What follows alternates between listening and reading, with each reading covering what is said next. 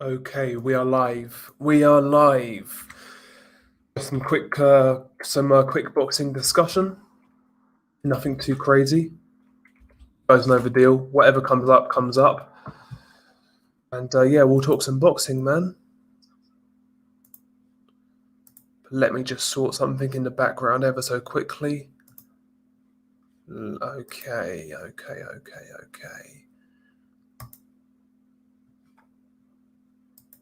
Okay, perfect. Boom, we should be sorted. But anyway, how are you guys doing? Hopefully you had a good weekend.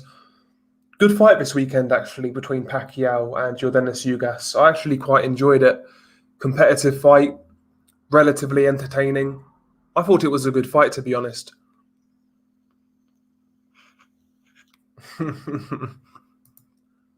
Big up to Unrivaled. Saw an obese woman, 2 times my width, immediately thought to myself, Dell would love this girl. Jesus Christ. That's how the stream's starting. Start as we mean to go on, man. Big up to Unrivaled, though. Big up to Unrivaled. Hopefully you're keeping well, bro. Hopefully you're keeping well. Fucking hell. Jesus.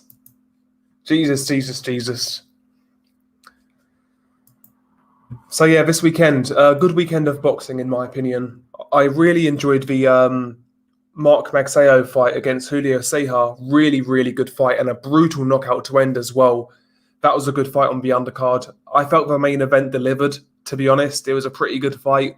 All in all, a pretty good night of boxing. This weekend coming up, not too strong. We've got a BT card, Anthony Yarde's fighting on that card. We've also got Sam Maxwell versus Akeem Ennis-Brown, which was a decent fight, but not too much this weekend.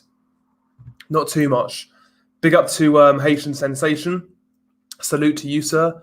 Unrivaled said he's great. Thought of a great porn parody for you. Star Wars, Revenge of a Whip. Fucking hell. Jesus.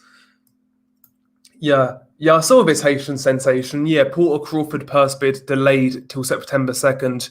Yeah, I wonder whether both parties have requested additional time to make a deal. That can be a positive thing, in my opinion. It may mean we're getting the fight and they want to work together to make it. So hopefully that's the case. Hopefully a deal can be agreed and we get that fight because it's very interesting. I think it's an interesting style matchup and a fight Crawford needs right now, if we're being honest. It's a fight Crawford needs. So hopefully that happens, Haitian Sensation. Hopefully it happens because you would imagine now after Ugas beat Pacquiao, Spencer's going to fight Ugas in a unification fight. Crawford might as well fight Porter. Fingers crossed. What do you think of Pacquiao rematching Ugas, even if Pacquiao defeated that bum already? To be honest with you, I think Manny needs to retire at this point in time. If he fights again, maybe like a fight in Philippines against a lesser guy, maybe a Robert Guerrero, somebody along those lines, like a farewell fight. But at the elite level, I think now's time for Manny to leave it alone, to be honest. Just my opinion, but I mean, I would like to see him have a homecoming fight in the Philippines, but he's done all he needs to do, man. He's done all he needs to do at this point in time. Doesn't owe boxing fans anything.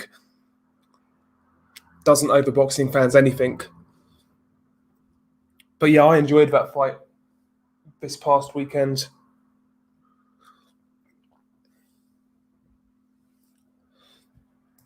And yeah, hopefully we get this fight as well, Haitian Sensation. I think it will happen for some reason. I think it will happen because, I mean, Sean Porter's not exactly one of Al Heyman's favourites, so I think he's expendable. Terence needs a big opponent regardless, so I think that fight will happen. I really do. And if that fight doesn't happen, you know, potentially Terence Crawford versus Virgil Ortiz. There's no excuse for Crawford not to have like a top opponent in his next fight. Has to be either Porter or Virgil Ortiz, as far as I'm concerned. No Josecito Lopez or anyone like that.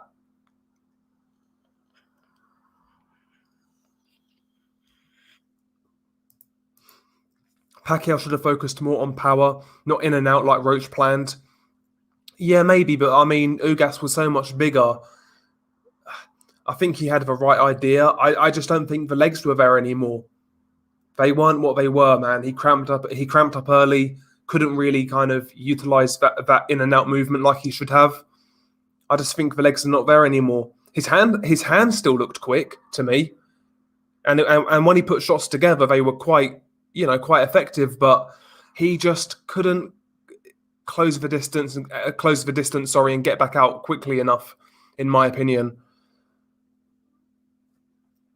Yeah, that's a good shout, actually, Ski Dragonov. Yeah, if Pacquiao ever fights again, he should hire Memo Heredia. That guy is the best strength and conditioning coach. Yeah, 100%. That's a good shout.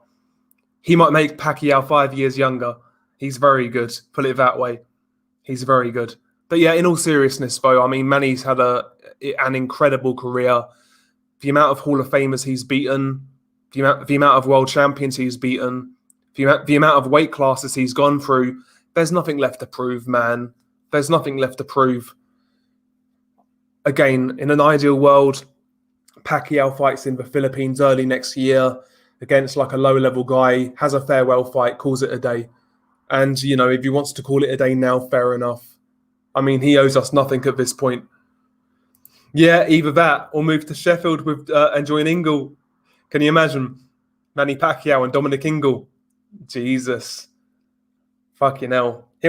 Dominic Ingle will have fucking Manny Pacquiao on rocket fuel. But yeah, big up to Jakov Gospic. Salute to you, sir. Mr. Jakov Gospic, the notable heavyweight journeyman. Let me double check, actually, what's going on this weekend. To my knowledge, it was only a BT card. Maybe I'm wrong, but I'm pretty sure there's only that BT card this week. It's a pretty bare week from what I understand. Yeah, so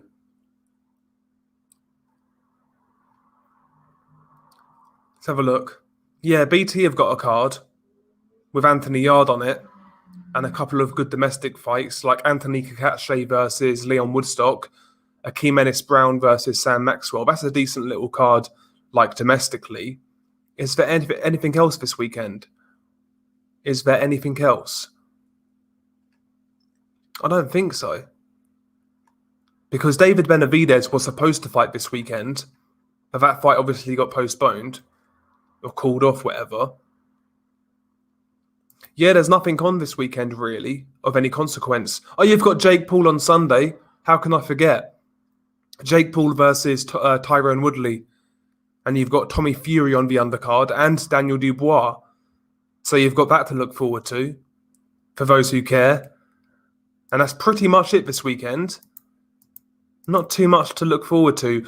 But, 1st of September, we have a return of Kazuta Ioka. He's fighting Francisco Rodriguez Jr., That'll be fun for what it is. Some guy went past my house bare quick. Yeah, not too much next weekend. What about the weekend after, 4th of September? Anything on that weekend? Jesus, it's looking quite bare. Oh, on the 4th, we've got a really good card. Josh Warrington versus Maurizio Lara 2. That's the headliner. On the undercard, you've got Giovanni Straffon versus Maxi Hughes. Straffon recently beat, what's the Irish dude's name? James Tennyson. Conor Benn versus Adrian Granados. You've got Katie Taylor on the undercard as well. Not a fan of her, but that's a pretty good card, actually. That's on the 4th of September. We've got that card. That's going to be interesting. That's a good card.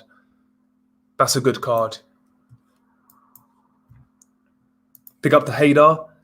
Yeah, Maxwell versus Akeem Ennis-Brown. Good fight, yeah. That's a good fight. White Rhino returns on Friday. Fuck me, I saw that on BoxRec. Yeah, he's fighting some journeyman, Dave Allen. But yeah, he's coming back under Dave Hobson. Is it Dave Hobson? Yeah, Hobson. Dennis Hobson, sorry. Dennis Hobson. Yeah, Warrington Lara. I actually quite like that fight, Hader. Jake Paul Woodley's the only interesting fight this week. It's certainly going to generate the most attention. I think Jake Paul's going to knock him out, But I think Tyron Woodley's definitely better than the other kid he fought. You know, that fat cunt. What was his name? Ben Askren, that's the one. Ben Askren went there looking like a fucking supply teacher. Had man boobs, love handles. The guy turned up like a bum, honestly. I think I could outbox Ben Askren. Give me a couple of weeks training. Get the jab going. I could outbox Ben Askren. Jesus.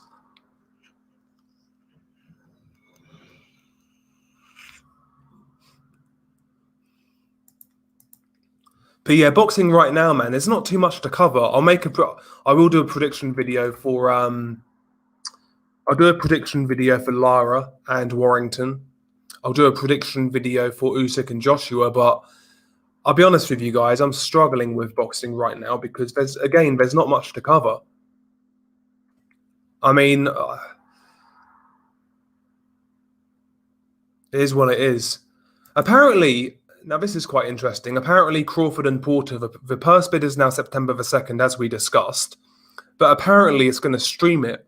The WBO are going to stream it on its own Facebook page. That's interesting, isn't it? That's interesting. That's pretty cool.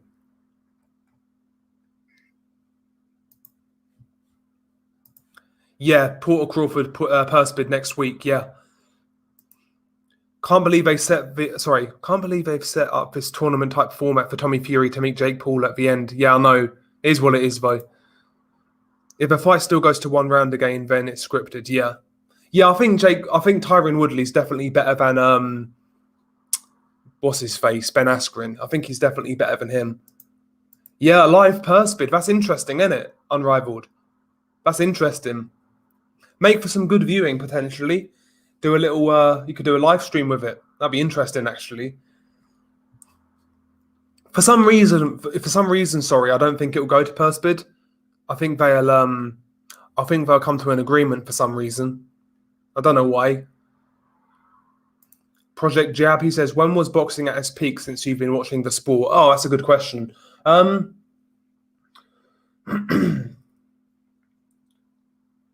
Boxing at its peak. When did Miguel Cotto beat Antonio? No, when did Margarito beat Cotto? 2008. That was one of my favorite boxing years. 08. 2017 weren't bad. 2013 weren't bad. But I'd say 08, to be honest.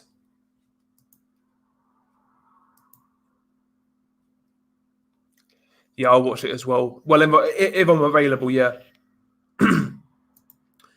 No, I wouldn't say Porter's protected, man. But I do agree. I felt Ugas beat him just about. It was a close fight though, but I felt Ugas won that fight. Yeah, 2008 to 2013. Yeah, best year for boxing in the 2010s. I would say 2013 because we had like Maidana, Broner, Danny Garcia, Lucas Matisse, Mayweather, Canelo. We had some good fights that year. Froch Groves won. Froch Kessler 2.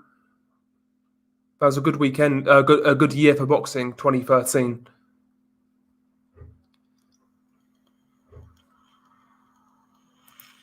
Yeah, it doesn't surprise me, Hader. Doesn't surprise me. Yeah, and he probably wanted to get paid like $10 million for it as well. Project Jab says 2008 as well. Yeah, 2008 was a good year. Cotto Margarito was my favorite fight from that year. That was a great fight. I rewatched that fight the other day, actually, a couple of weeks ago. Really, really good fight, man. Really good fight. And the shame was, yeah, in regards to the rematch, that fight to me was stopped prematurely for a start. And the other, people bullshit when they talk about the second Cotto Margarito fight. People say, oh, Cotto dominated it. He put Margarito in his place, blah blah blah. I don't think that was really the case. Yes, Cotto was winning. Yes, he was well ahead. But when that fight was stopped, Cotto was starting to flag. There's no doubt about it. Also, that fight actually was fought with 10-ounce gloves, not 8-ounce gloves. So that fight, man, could have been a lot different. A lot different, in my opinion. But it is what it is. Big up to Jed Kyle, by the way. Salute to Jed. Every single time. Oh yeah, Bradley Provodnikov, yeah, in 2013, and Bradley Marquez, yeah. How can I forget?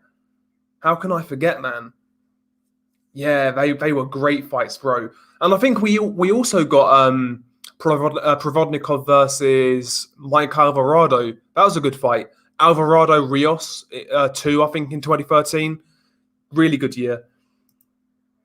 Steven Schneider says 2002 to 2004. Manny Barrera, Lewis, Tyson, Gatti, Ward, Floyd, Castillo, yeah. But yeah, that's a good shout, actually, yeah.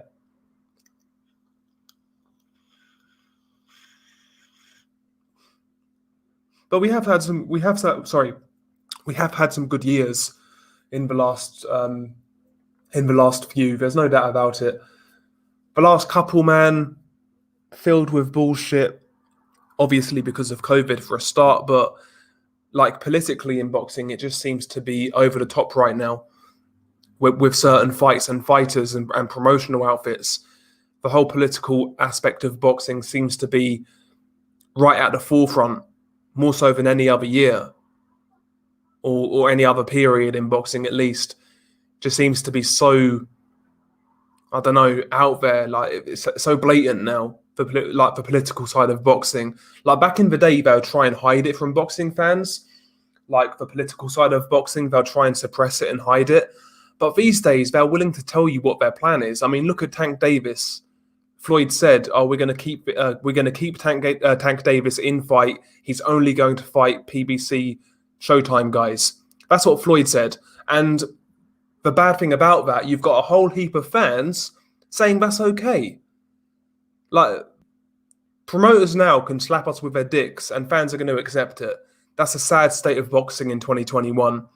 Fans will, cheer for these political divides. And root for the organization they like, even if it means they're not getting the best product. That's how dumb boxing fans are in 2021. We deserve a shit sport, in all honesty. We deserve a shit sport because no matter our differences, we could be from America, UK, Asia, wherever. The end goal should be the same. No matter who we support, we should want the best fights. But the reality is, a lot of fight fans, that's not on their MO.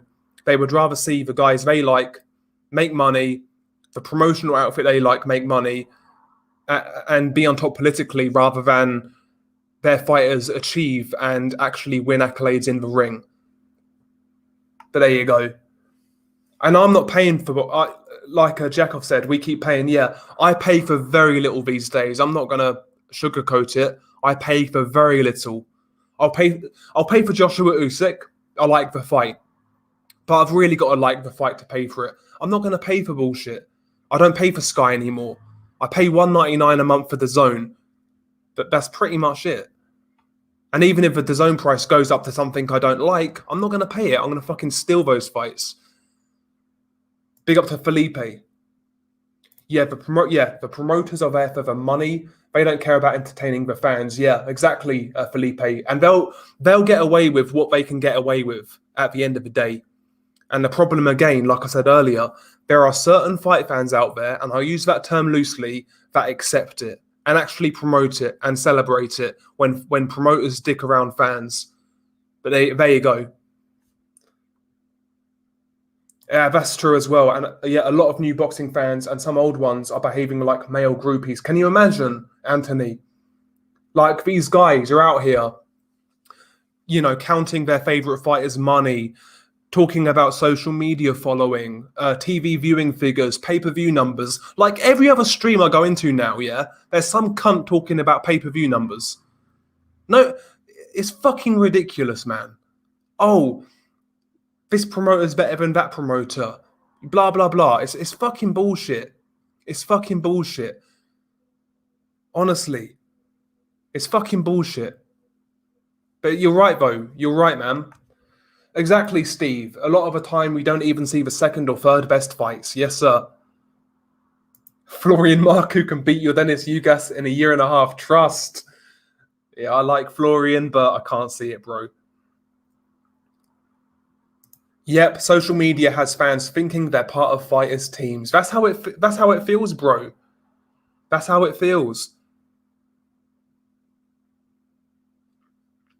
Marku's a bum. Steve Wright's not having it. Yeah, and some of these male groupies are old ass men, yeah. To be fair though, bro, I've seen it across the board, man. I've seen it across the board. Young, middle-aged, old. It's a sad state of affairs. It's a sad state of affairs, man. And it's across the demographics. Like everyone's guilty. It's fucking embarrassing. Really is embarrassing. I don't listen to the Boxing Voice, bro, so I can't comment. If I see content I don't like the energy, I don't like the vibe, I'm not going to watch it. I don't get how people can watch other people's content who they don't like just to complain about it. Like, that must be so... That'll destroy your energy, man. Why watch it? I watch the content creators I like, and that's it. Dell, is 2021 secretly a better year than most? Chocolatito versus Estrada 2, Smith Vlasov, Taylor Ramirez, Charlo Castano, Pacquiao Ugas, Joshua Usyk, Fulton Figueroa, and possibly Chocolatito Estrada 3. Yeah, I mean, it's been a decent year, bro. There's no doubt about it. But again, depends on how you want to look at it. If it's like glass half full, yes, it's a good year, no doubt about it. But what this year should have been, like could have been, what it was being sold as being, it's not delivered. It's not delivered, in my opinion. We've still not had Tyson Fury, Anthony Joshua, biggest fight in boxing, still not happened. We still can't get Errol Spence Jr. and Terence Crawford in the ring together, still not happened. There's still bullshit decisions every other week. It's like, we have had good fights. I'm probably just in a negative mood maybe in regards to boxing. Marky's British level at best. We'll see, man. I don't think he's going to go all the way, Steve, but I do like his style. I think he's fun to watch. But yeah, I think he'll come unstuck soon. Yeah, and Fury Wilder 3 if it happens. Believe it or not, I was actually looking forward to that fight when it was like scheduled for July. I was looking forward to it, but now it's been rescheduled again, man. I just can't deal with this build-up again. Fuck. Yeah, there's been a lot of bullshit this year, Stephen. I think I'm letting the bullshit cloud my, cloud the good fights that there has been. Like Mark was saying, there has been some real good fights this year, and there are some good fights coming up. But fuck's sake. You're a funny guy, man. You're a funny guy. Yeah, hit the like at least. Hit the like. I don't watch it, but I just lurked there and it was bad. Yeah, I can imagine, bro. Again, they can do their thing. I'll do mine. Do you know what I mean? You have to be an elite to win the version of a belt at welterweight. Indeed. Oh, yeah, last year was terrible, Stephen, for the most part. For obvious reasons, but... See, that would be a good fight. I'd like to see that fight. Marku versus Avanesian. That would be a fun fight. I've got Avanesian winning, though. What do you think of Mikey Garcia's potential comeback against Sandor Martin? Sandor Martin is a good technical European-level boxer. I think he's a southpaw, if memory serves, but he's not a big puncher. Mikey should get some rounds out of him, but take care of him. Again, I want to see Prograis versus Garcia. I don't really care about that fight, to be honest. I'm sick of having to wait for things in boxing. I'm sick of having to wait for things. It's like taking a chick on a date 5 times before you get a fucking reach around. Do you know what I mean? It's like, fuck, man. Yeah, the 2 biggest fights of the year that we were supposed to get were Spence Pacman and Fury Joshua, and they didn't even happen. Exactly, Felipe. Avanesian looks like a penguin. I watched 2 fights last night. I'll start again. getting tongue-tied. I watched 2 fights last night, Leonard versus Hearns 2 and De La Hoya versus Trinidad. I asked myself, would these fights have been made in 2021 if we had these marquee boxers today? Probably not, bro. Probably not.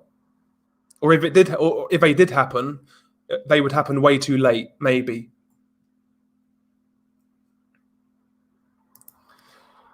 Yeah, maybe I'm becoming jaded and bitter as I get older in the boxing world, unrivaled. Maybe I'm just being ungrateful, but I just feel like boxing should be doing so much better than it is.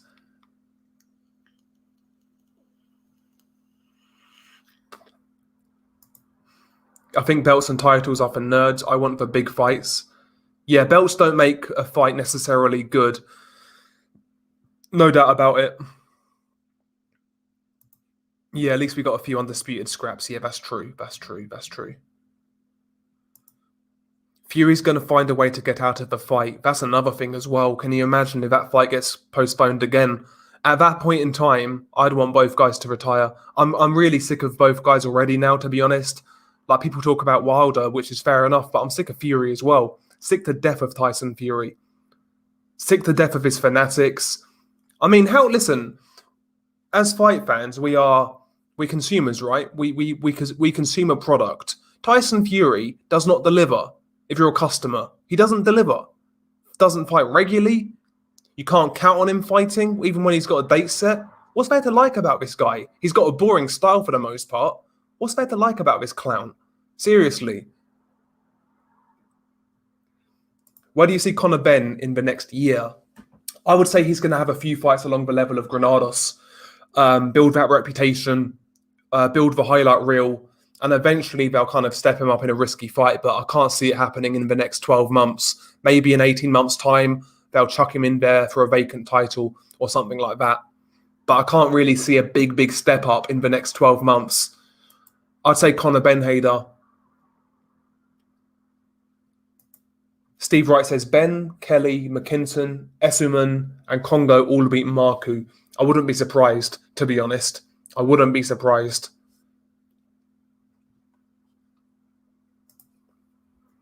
I'd like to see Golovkin fight Andrade or Charlo. Why can't it happen? Yeah, that'll be great fights. Again, why the fuck not? You've got Andrade and Golovkin on the same network. Why not make it? Having said that, though, Golovkin's going to fight Murata, which I like. That's a good fight. That's a good fight, actually. I forgot about that. So yeah, Golovkin's fighting Murata. Fair enough. That's a good fight. But again, why the fuck is that happening in December? Why? Seriously, man. Yeah, smash the like button. Congo beats Marku, mate, boxes his legs off. Marku's a bully swinger, no boxing brain at all. To be fair to Florian Marku, I thought he boxed quite well against Ryland Charlton. My rating of Florian Marku, he's below British level. No, there's no Florian love in this chat, man, apart from Hidden Ape and LR as well. LR is a Florian fan. Yeah, if Fury pulls out again, I want him stripped of the WBC. I agree. Anyone else really down on boxing at the moment? Started gravitating away from the sport back to football for the first time since I was at school. Yeah, the last few months, I'll be honest, Matt, I have struggled with covering boxing. Again, when there's a good fight, I'll get invested. Like Taylor Ramirez, I love it. I love doing the prediction video. I liked thinking about how that fight would play out. I still love like certain fights and that, but to me, I don't know. I really don't know. It's getting a bit frustrating, boxing. And I'll always love boxing, don't get me wrong, and I'll always do this channel, but some days you think to yourself, what can I make a video on? And that's a worse mindset to be in. If you've got to think that you need to make a video, you need to chill for a bit. Like I've not uploaded as much as I did, but you know, when there's a week in which a lot of shit happens, I'll talk about shit, but it's been pretty quiet recently, Pacquiao fight aside. Congo uppercuts Marku and neck. Yeah, I thought Marku was moving quite well in that fight with Ryland Charlton. Like you say, pretty good jab, crisp uppercut, good power and speed. I agree. Showed some decent timing. PBC plus Showtime plus Top Rank should just join forces. Yeah, but it's not going to happen, though, man. Eddie's fight camp has saved boxing this year. Jesus. If you take away the belts, then what would the boxers be fighting for beside peas, which probably would generate money with the championships on the line? Yeah, I mean, is what it is, man. Is what it is.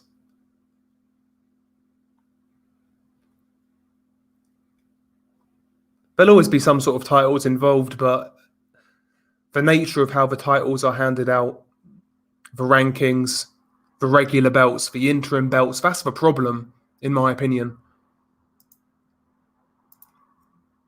I was saying to a mate on the phone a few weeks back that I really don't think Fury Wilder 3 is going to happen. Honestly, apart from Bob Arum from Wilder's not. Apart from Bob Arum from. I'm not sure what you're saying at the end there. But yeah, I wouldn't be surprised either.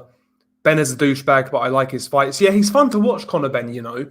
He is fun to watch. He comes to fight, man. Listen, doesn't matter what level he's at to me. If you're in a competitive fight and it's fun to watch, I'll watch you again. It's like Gabe Rosado, right? He's not a world-class fighter. He's a trial horse. He's a tough cunt, but he's not world-class. But he'll always come to fight. He'll always turn up in shape and he'll try and knock you out. So I'll keep on watching you. I don't care whether you've got 20 losses. It's whether you come to entertain. And to be fair to Conor Benn, he definitely does that.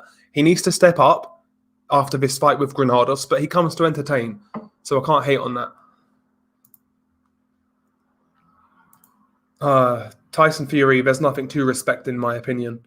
Fuck Tyson Fury. Fuck Deontay Wilder. How about that?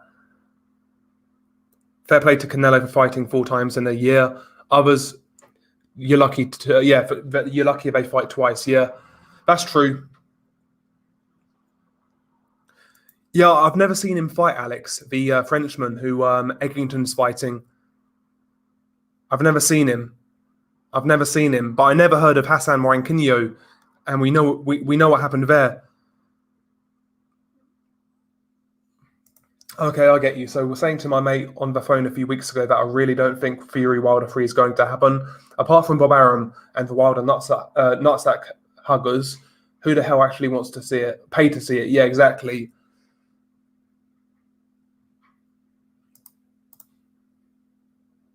I know you guys think I'm crazy, but Florian Marku will beat Terence Crawford in 2023. I admire your optimism, hidden ape, but I can't see it. I can't see it, bro. Oh, big up to Junior, by the way, man. Salute to Junior. Hopefully you're keeping well.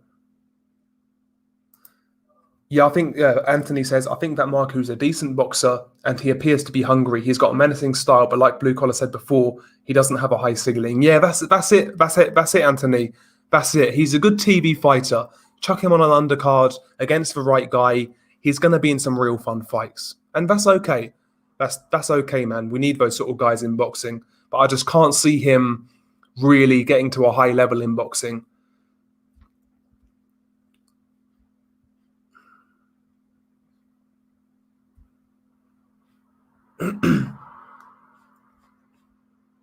I think he's better than some people make out. Hidden ape.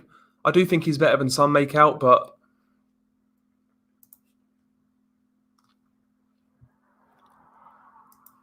Florian Marku will get destroyed by McKinson. Never mind Crawford. I think that's a competitive fight, bro. Do you know what? I want to see Michael McKinson get beat. If I'm being honest, I kind of want to see him get beat. I don't really like his style anymore. That fight put me off against Ranowski. I'd be cheering for Marku in that fight.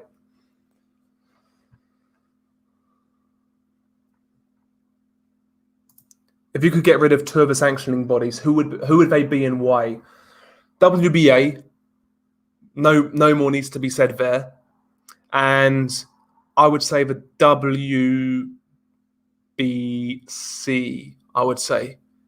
Really, to be honest, I think I personally believe the IBF are the best sanctioning body. Yeah, sometimes their rankings are a bit jacked up, but at least they follow their own rules now.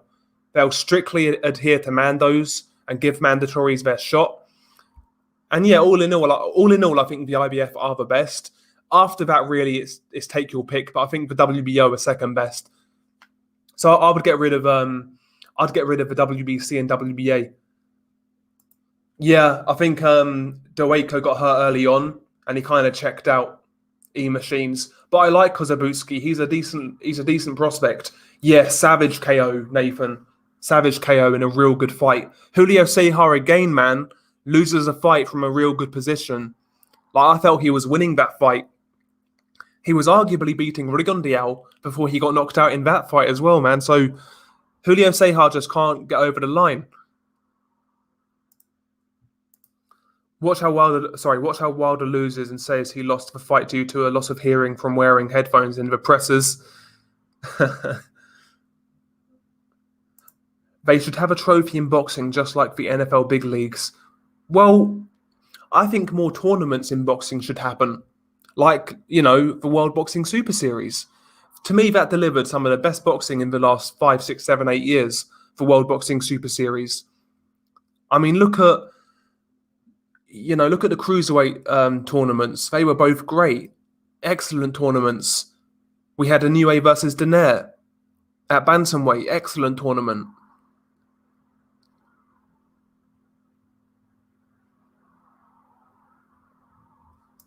Junior says, yo, Del, your new channel brought up an old itch to scratch. So to search about and that. Plague Moth got some bad shit on there, bro. Yeah, I know. Yeah, Plague Moth's a really good channel as well. He shouted me out the other day as well. Do you think Warrington fighting in his hometown will help him in the rematch? I think so, Julio Cesar Martinez. I think so. But I'm leaning towards Lara right now, to tell you the truth, but I think that will definitely give Warrington more of a chance. He is that sort of fighter. He kind of feeds off a crowd energy. And I do believe he's that sort of guy. So, yeah, I think it will help him out. But is it going to be enough? I'm not sure. I need to really think about that fight. Big up to Nordic Warrior Gaming. Salute to you, sir. God bless to yourself.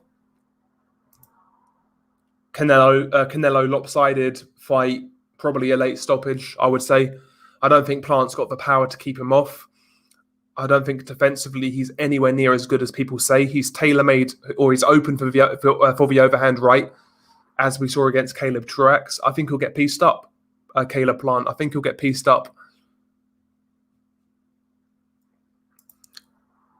Yeah, Carlos Castro looks like a decent technician, good contender type. I agree. Pretty fun fighter as well. Pretty fun fighter. Yeah, I agree, Nordic man. He's going to be in some fun fights on undercards, and again, that's fine. You need those sort of guys. In fact, sometimes those sort of fighters have been my favourites in the sport. Those sort of like mid-tier guys who are always in fun fights. I like those sort of guys. I do like those sort of guys. Like even journeyman guys who come to fight, I like Kamil Sakalovsky. I genuinely got so much respect for that dude, Sakalovsky. Tough as nails, always comes in shape, always comes to fight. Darnell Boone back in the day, another one.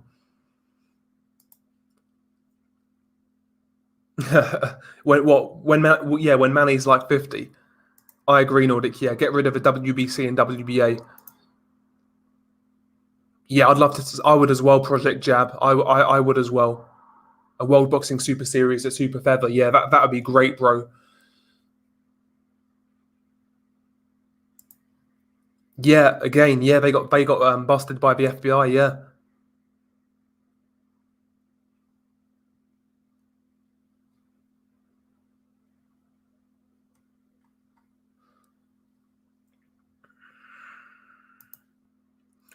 Yeah, Marku looks a whole weight class above McKinson, to be fair. He's quite a unit. Yeah, I think it'll be competitive, David. I do think it'll be competitive if those two guys fought. McKinson's a better boxer, a better mover, better gas tank, no doubt about it. But, Florian does hit hard. And, sometimes McKinson does make mistakes. He'll square up at times. He'll jump in, chin up kind of thing. He's very awkward, but if Florian could get a read on him and time him with the uppercut or straight right, who knows? Yeah, but the WBO have got a lot better, in my opinion. They have got a lot better.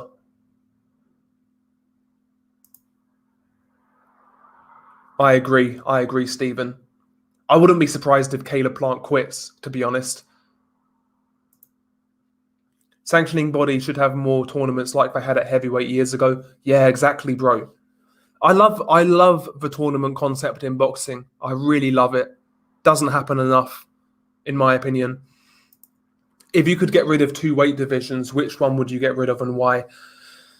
Bridgerweight, just because it's got no history, the rankings aren't particularly strong. I'd get rid of Bridgerweight because technically it's now a division in boxing, and I would get rid of.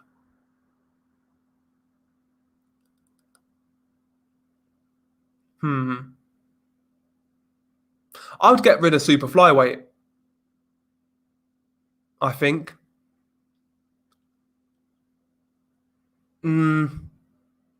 That's quite a big jump though for small weights. I would get rid of Bridgerweight. I might get rid of 168. Have it like the old school, like middleweight's got to go to light heavyweight. That'd be interesting. Yeah, I'd get rid of 168 and Bridgerweight. That's what I'll get rid of.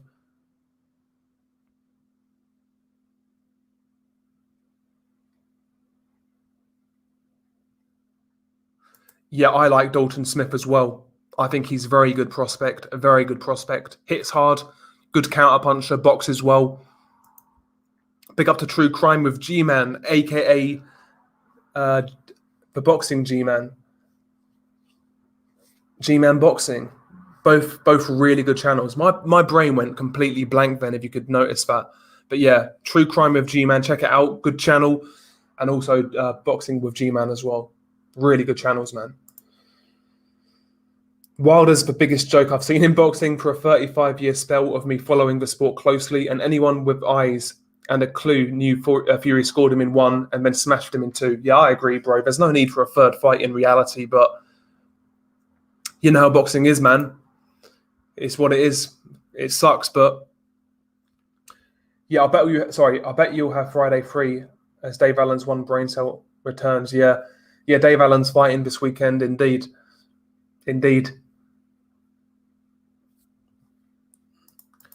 Yeah, boxing needs journeymen with good work ethic. They are the ones needed to test prospects. Exactly, bro. Exactly. But yeah, like the likes of Kamil Sakalowski, Gabriel Rosado, Darnell Boone, these sort of guys, they'll always come to fight. Oh, did you now? What on Discord or WhatsApp?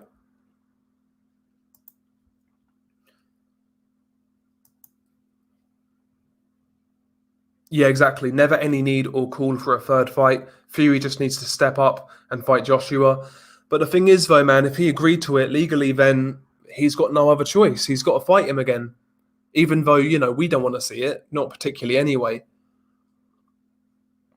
Is what it is. Just got to bin and bear it, man. Grin and bear it, sorry. But hopefully, that fight goes through and we get it out of the way and we can move on.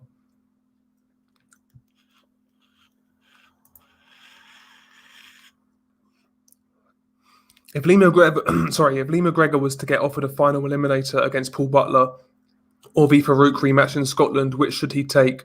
I think the world title eliminator. I agree. I want to see the Farouk rematch, but you can't turn down a world title eliminator. You can't turn it down. And Paul Butler's a good test as well in his own right. He's a good test. Is Dennis McCann the real deal?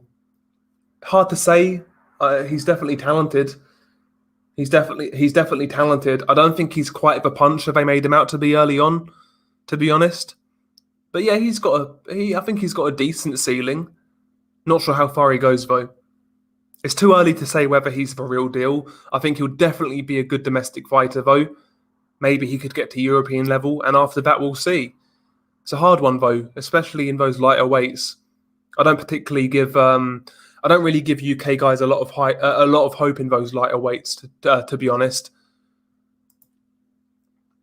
When you got these sort of tough Mexicans, these tough Japanese dudes, Thai dudes, I just don't give these UK guys much of a chance, if I'm being honest. Yeah, the sanctioning body should force guys to win a tournament of the top 5 to become Mando. That's a great idea. Things like that would make boxing so much more interesting. Get rid of all of the intermediate midget weights. Julio Cesar Martinez says 105 and 108 should be eliminated.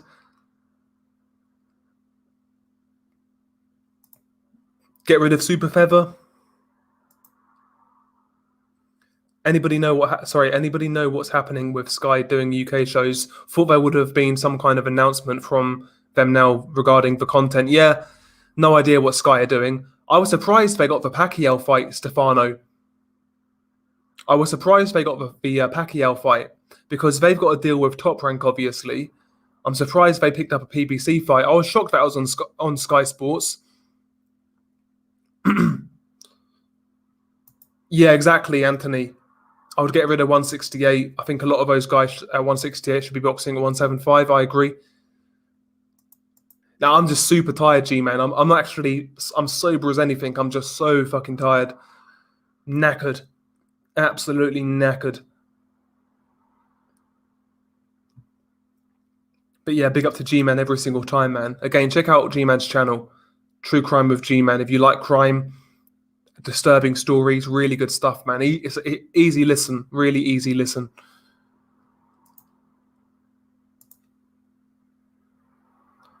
Okay, Alex Black. So apparently Sky's first card is David Avanesian and Chris Eubank Jr. Okay, hopefully they've got good opponents. AA says Sky's going to be announcing a card soon. Ben Shalom won some purse bids that I think have a deadline of end of September. Interesting.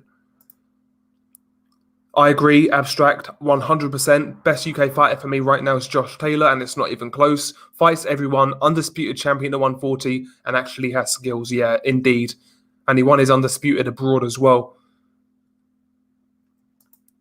Yeah, Josh Taylor. Can't speak highly enough of Josh Taylor. Really, really good. Yeah, Dave Allen should get a world title shot just to make an example of him.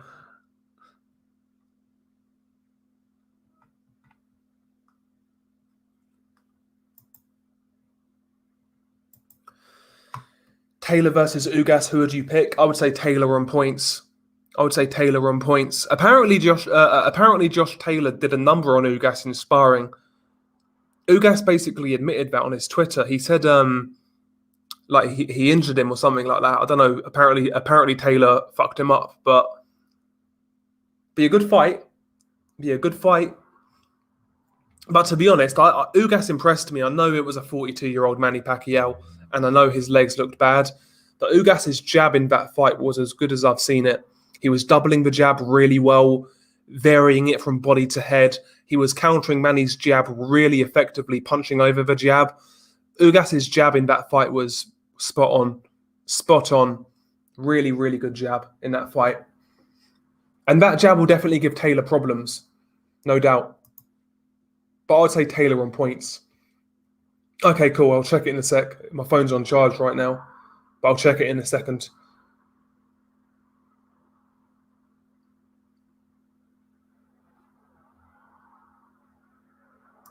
Avanesian versus Taylor is pretty much set off Neil Marsh's Twitter, and I saw rumours of Eubank Jr. on the card in a tune-up. Do you mean Josh Taylor? Or do you mean Liam Taylor? Before, it's about Liam Taylor guy.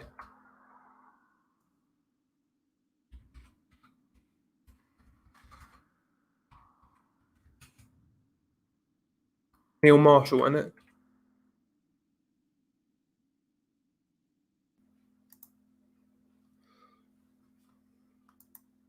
Fuck it, clicked the wrong tab. Oh, if you could strip three current world champions of their titles immediately, who would these three boxers be and why? Blah, blah, blah, blah, blah, blah. That's a hard one. That's a hard one.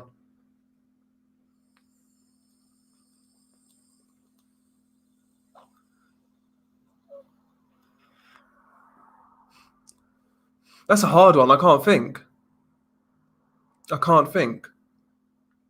I'd be tempted to say Tyson Fury just because. I'm not really sure though, to be honest.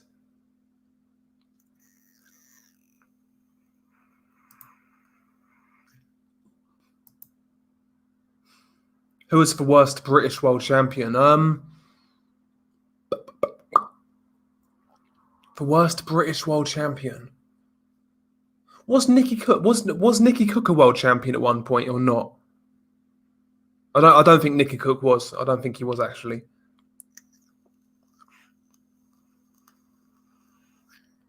I'm not sure, to be honest.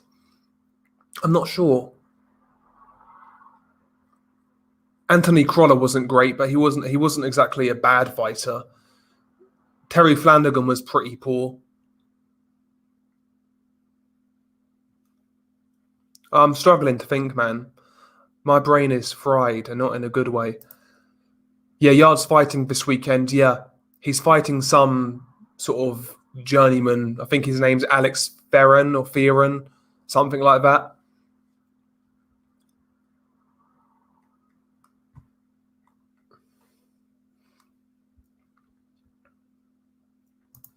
Damn, Steve Wright, he thinks Mccann wins multiple world titles. Personally, I think he's a special kid.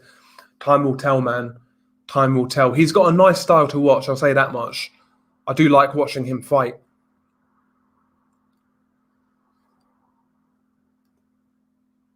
Okay, AA says, I think Dennis McCann may be a hype job. They've refused the English title shot against Davies, which to me is suspect. Yeah, Liam Davis. See, that'd be a great fight, AA. Liam Davis versus McCann. Well, that'd be a great fight. Yeah, I wouldn't say shot to pieces, but he significantly passed it now. Like his hands still looked pretty good to me, man. He's like his hand speed and his combinations, but his legs just couldn't take him there. Yeah, Callum Smith is said to be on the Usyk undercard, former #1 at super middle, so it makes sense, easy to sell. Yeah, Callum Smith's another one. To me, his whole career's really been underwhelming. Like people forget, he won his world title in what 2018 against George Groves, right? Am I correct? Or was it 2019? When was Callum Smith versus George Groves? Let me have a look. It was 2018, end of 2018, I think it was. People forget, yeah, that's when Callum Smith won his world title. But people forget before that, he was like WBC Mando in like 2014 when Anthony Durrell was champion. It took him 4 years to fight for a fucking title. When he got the title, it was so underwhelming. Like Callum's whole career to me has been underwhelming. I could care less if he comes back, to tell you the truth. Oh yeah, Alan would definitely beat Lovejoy. Are you serious? Haitian sensation? Jaron Ennis versus Danny Garcia's in the works. Now that's a good fight, if that's true. That's a good step up. There you go. That's what we're talking about. That's what we're talking about. That's a good fight. Let me Twitter this. That'd be a good step up.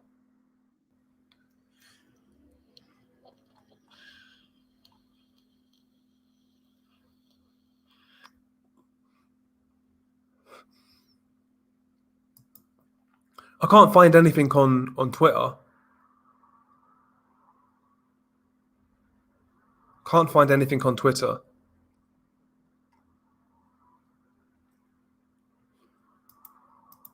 We'll see. Maybe.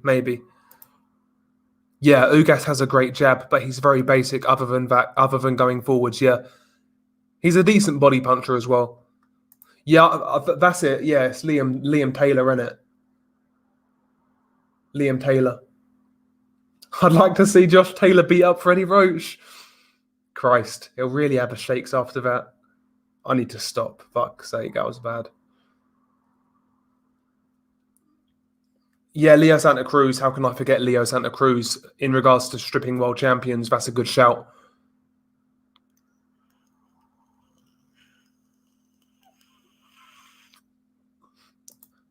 Okay, Nicky Cook was a world champion. Yeah, he was terrible. He was terrible, man. I don't know how he got a world title. No, I picked Pacquiao on points. I said like an 8-4 type of fight for Manny Pacquiao. And I got that wrong. Okay, so yeah, Nicky Cook beat Alex Arthur for the WBO title. Fucking hell. Jesus. I can't see it anywhere, Haitian sensation. But if that's true, that's a good step up. Yeah, Brian McGee got fucking iced by Did he get fucking knocked out by Kessler? He did. He got beat by Frotch as well, McGee. Or I do remember Brian McGee. Yeah, he wasn't great.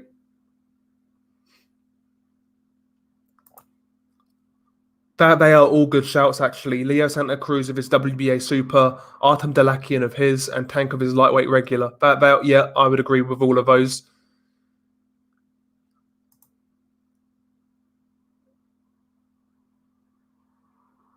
Yeah, Lucien Boutte beat him as well, yeah. Brian McGee, that was it. Dale, did you see Yildirim had a fight last weekend? Feels like the Cullen fight was a couple of weeks ago. Yeah, Yildirim fought like a complete no-hoper and he won. He got a knockout win. So Avni Yildirim is back in the big time. Coming for his WBC title.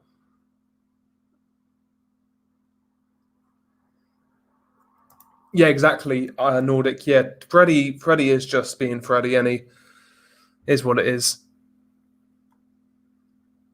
Neither can I, Felipe, but it would be a good fight if it happens. Yeah, didn't even know Yard was fighting this weekend. Yet the BT promo team are busy ramming the Paul Woodley Circus pay-per-view down our necks. Fucking disgrace, I agree.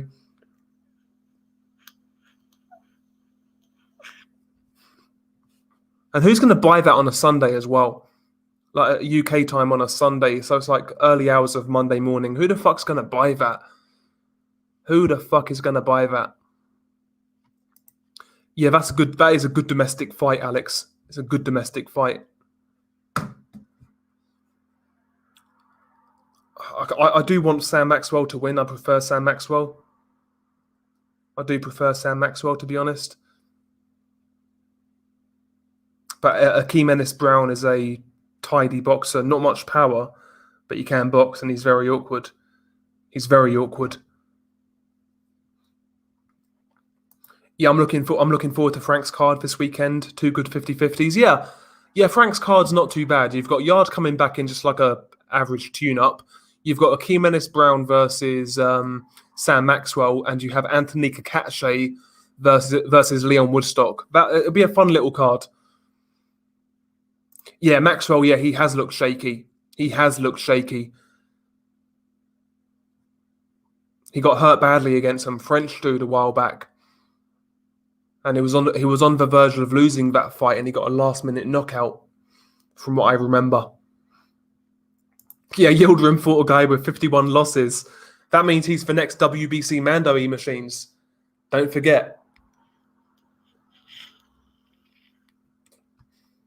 Yeah, Woodstock's that guy who he's always going to come up short at domestic level, at the high domestic level kind of area. He's going to come up short, but he'll always make it a fun fight. He throws a lot of punches. He's relatively quick, but he likes to have a war too much. And Kakachay can punch a bit, so Leon Woodstock will make him work, but I'd imagine Kakachay gets him out of there mid to late. It's a good fight though. Leon Woodstock to me is like a budget Chris Eubank Jr. kind of thing. Like athletically gifted, throws some nice combinations, but defensively there's nothing there. And he's not as durable as Eubank Jr. pound for pound.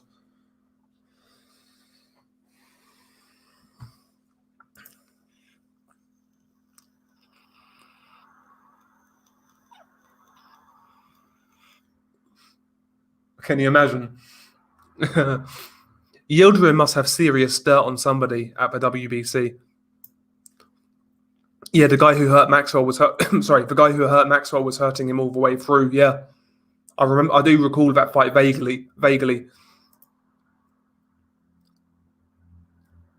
Yeah, I don't rate Danny Vaughan at all. AA. He's one of those guys in boxing who just gets on because he knows the right people, from my estimation. And I wouldn't trust that guy as far as I can throw him, from what I've heard. But there you go. Yeah, that's it. Yeah, that's it. Yeah, the guy was showboating. The guy was winning the fight, then he started showboating, and Maxwell caught him with a peach of a shot and knocked him out. Yeah, that's hilarious. To be honest, I'm not as sure as I usually would be, because Anthony Kakachay has been out a long time, and he's had some sort of medical issue. I'm not sure what it is, but I've heard he's had some sort of medical issue. So Woodstock's got more of a chance than I would usually give him in this sort of fight, but I'd still favour Kakashi. I actually quite like Kakashi. I think he's from Ireland, isn't he? Kakashi. How the fuck is Derevianchenko getting another final eliminator? I'm not sure, bro, but I think it'll be a fun little fight. Derevianchenko and old Jaime Munguia. I think it'll be a fun fight. And I'm really liking Jaime Munguia right now. He's growing on me as a fighter. He's growing on me as a fighter. I think the best thing he did was move up in weight and vacate that title at 154. I think that title came too early for Jaime Munguia, and I think it weighed him down. Plus, making the weight was a struggle. But yeah, now he's kind of developing as a fighter. I think Munguia now is much better than he was sort of 2.5 years ago. And I think he's developing. He's never going to be an elite level guy. But I believe Munguia right now, as it stands, nobody washes him in that division. Not Golovkin, not Andrade, not Charlo. Nobody washes Munguia. And I think his fight with Derevianchenko, I think that'll be interesting. I wouldn't even be surprised if Derevianchenko stops. Sorry, I wouldn't be surprised if Munguia stops Derevianchenko like by accumulation, because eventually Derevianchenko is going to fall to bits. He's taken some beatings. What are the odds Munguia actually takes that fight, though? Yeah, that's a good point. I hope he does. I do hope he does.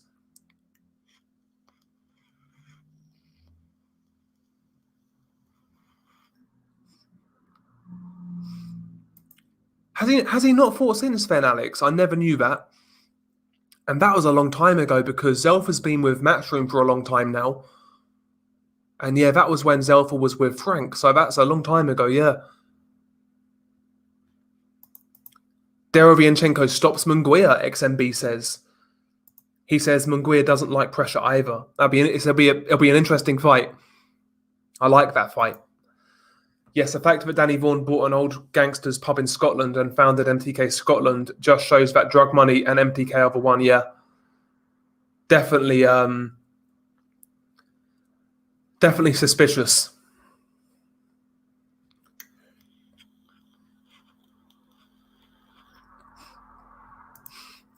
I like him as a person, Steve Wright. I think he comes across really well.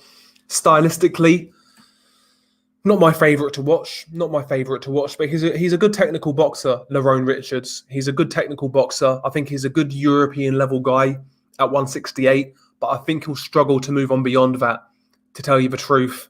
I think he'll struggle with the elite guys at 168, guys like Canelo, obviously, Benavidez, etc. I don't think he's got the ability and strength to beat these guys just yet. I think he needs to wait till these guys move on, to be honest. Munguia should fight the winner of the real fight, Andrade versus Quigley. Christ, I still hope that fight doesn't happen. I hope that fight doesn't happen, G-Man. Andrade Quigley. That'll be horrible. Who do you think Joyce should fight next, as belts are tied up and he needs to stay active? Joe Joyce. Who does Joe Joyce fight next? Do you mean realistically? Like, realistically, I don't think he's got many great options, to be honest. Maybe they could snag somebody like Charles Martin. I think that'll be a good fight for him right now, if they could get someone like Charles Martin. I think that'll be the best sort of guy you're hoping for with Joe Joyce. That'll be the best sort of name you're hoping for, I'd say. Who else is about?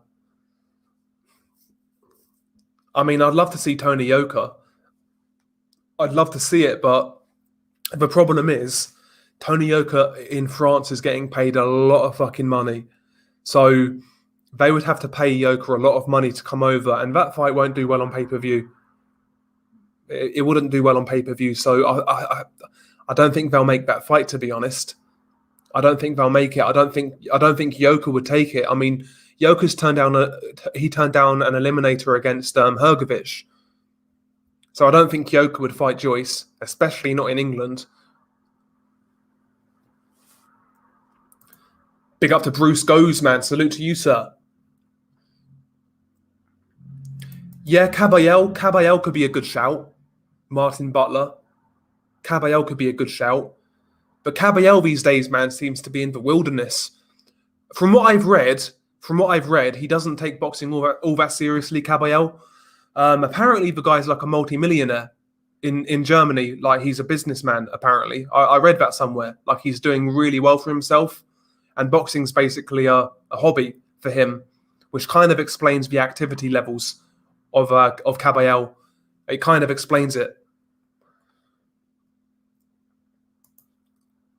Joyce versus Rivas. Is Rivas still active? Yeah. Rivas was supposed to fight Bryant Jennings for the Bridgerweight title. I think that is still going on. So yeah, I think Rivas is taken right now. Yeah, Joyce Martin would be good. Maybe the Helenius Kaunaki winner. Yeah, they're the sort of fights we're talking, in my opinion. Big up to Tone, by the way. Salute to Tone. Yeah, Joyce. Yeah, Joyce should go to France for some French pay-per-view loot. It'd be a good look. Like, pull a David Hay, go to France, get a win, get the knockout, come back. When is Pricey going to give it a go one more time? I hope so. I hope soon. Yeah, Rivas is. Yeah, that's it. Rivas is going for the Bridgerweight title. Yeah, that's it. Big up to Apology Man. He says, "Yo, you know who it is, and you know where I am." Big up to Apology, every single time. Hopefully you're well, Apology. Hopefully you're keeping good, bro. Yeah, Rivas, he knocked him out. I think it was in the 12th or 11th round. But yeah, he knocked him out. It was a good fight, actually, from what I remember. It was a pretty good fight. I felt Jennings was just about edging it, and then Jennings got knocked out. Yeah, Pricey versus Allen 2, repeat or revenge.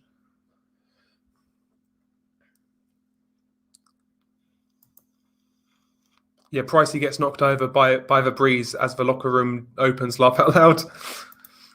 Yeah, I think Yoka's re-signed with Canal Plus, so he's not going to enter any purse bids. Yeah, and he gets paid well, Tony Yoka. He's a big name in France.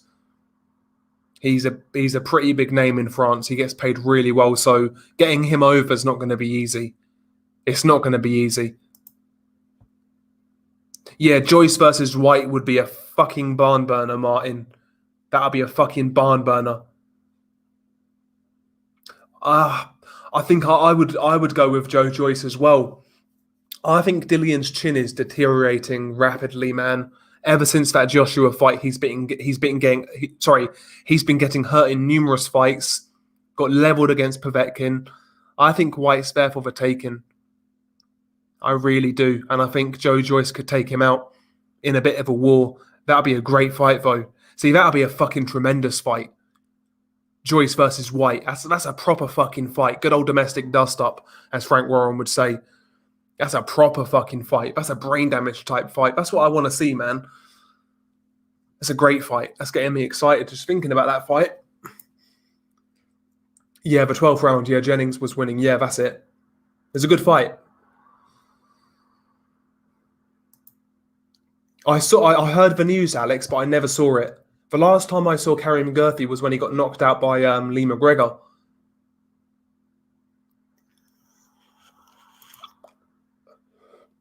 No way. No way. I'm certainly not. Anyway. Who are your favourite trash talkers right now in boxing? Trash talkers in boxing. See, to me, even that's gone downhill. Like, trash talk. There's nobody witty. There's nobody funny. Do you know what I mean? It's like, fuck. Trash talkers in boxing. Trash talkers in boxing. I don't find Fury shtick entertaining at all. I don't find Wilder all that entertaining, trash talk wise. I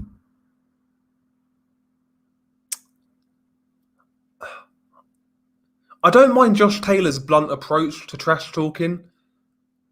Like, if Josh Taylor's like some fucking street urchin when he trash talks, like he's going to fight outside a kebab shop, I don't mind that. He's not too bad with trash talking, but nothing special.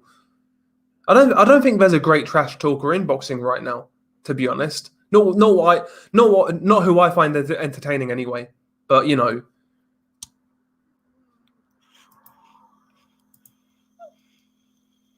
Yeah, his wife his wife won a gold medal as well, I think. Yeah, she's a big name. Yeah, G-Man would go Joyce over White. I would agree. Joyce would take him out. He's got a granite chin. Yeah, he's a tough old boy, Joe Joyce.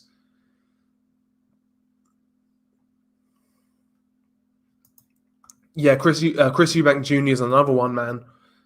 The last few years have been a fucking wilderness in his career.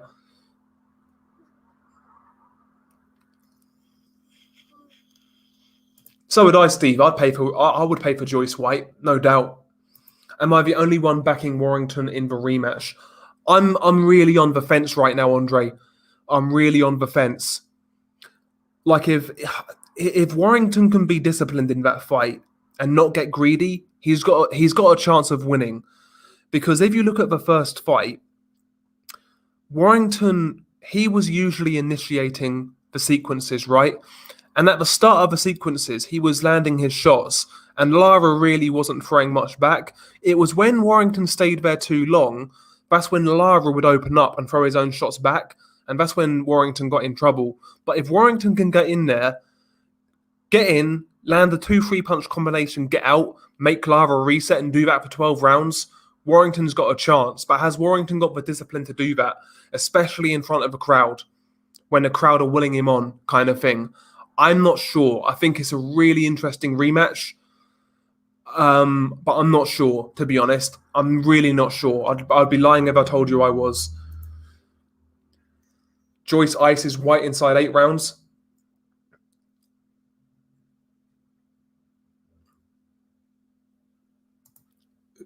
Yeah, Joyce versus White is more of a pay-per-view for me than White Parker was. Parker stinks out arenas and he's awful to watch. Yeah, to be fair, though, to be fair to Parker, that White fight was pretty good, to be fair. At least I thought it was anyway. I thought it was a good fight. Steve Wright, he's backing Warrington. He thinks Warrington overlooked Lara big time with a layoff as well. You might be right. Pacquaio Joyce, that's a good stay busy fight for Joe Joyce. I prefer watching him over White, honestly. Much better technical skills. But when he fights a spoiler like Farah and Hiri, the fight gets ruined. His fight versus Chisora was good. Yeah, that's fair enough. Taylor versus Catterall will be fun. Taylor will turn half of Scotland against him in the run-up of a fight. How so, AA? How so? I'm not. Is Taylor not well liked in Scotland? Does he have like detractors or something?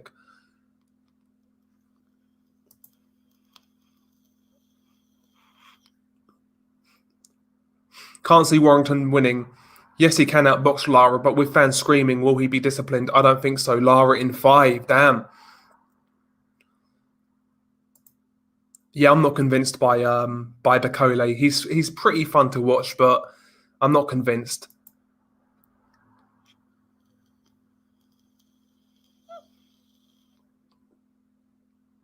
If Warrington doesn't die making weight, then he's going to get smashed again inside a few rounds. Yeah, I hope he goes in there fit, but he's in for a tough night. Have to agree, White versus Parker was decent. Yeah, it was a fun fight. It was a pretty fun fight.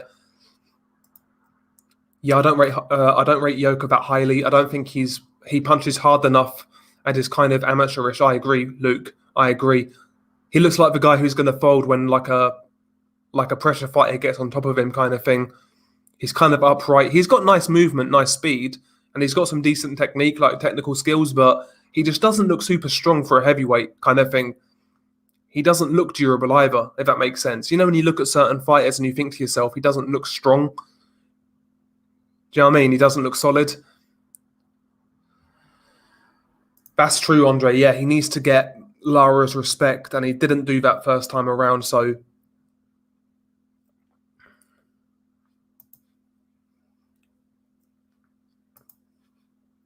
Triller's Ryan Kavanagh tells ESPN contracts being sent today for Lopez versus Kamboso's title fight will take place Tuesday, the 5th of October, at New York's Hulu Center at MSG, $19.99 for the pay-per-view. Where did you find this then? Teofimo Lopez, yeah.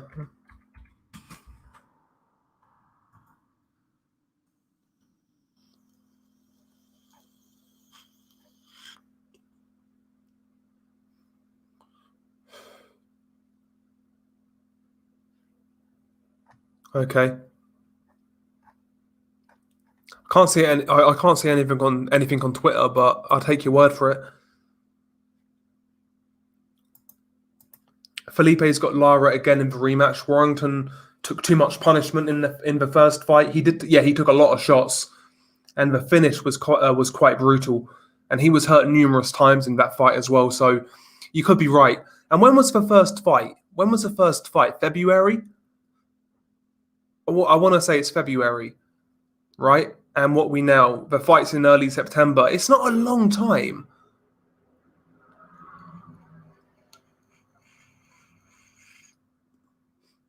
Yeah, I thought, February. Yeah, it's not a long time. Okay, so Coppinger just posted it. Okay, cool. Okay, cool. Okay, it's good that that's going to be sorted out soon as well. It feels like we've been waiting an eternity for that fight, and it's not even a great fight. Yeah, I found it. Haitian sensation. I found it. Yeah. Triller's Ryan Kavanaugh tells ESPN contracts are being sent today for Lopez Cambosos. Fight will take place October 5th, Tuesday, at New York's Hulu Center at MSG. $19.99 for the pay-per-view, or $2.99 as part of a monthly subscription. Okay, that's a decent deal for you Americans out there. That's not a bad deal. I think that's something the US should do. Actually, is experiment with pay-per-view prices. Like, you guys have to pay so fucking much.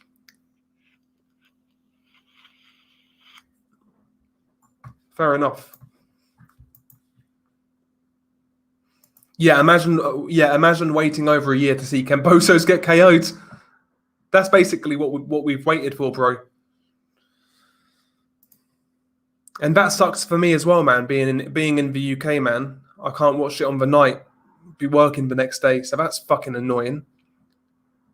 And I'm not going to wake up at silly o'clock just for Teofimo. Do you know what I mean? So here's what it is.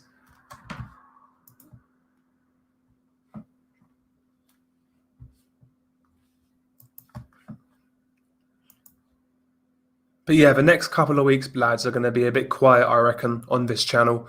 Just there's not too much to really cover.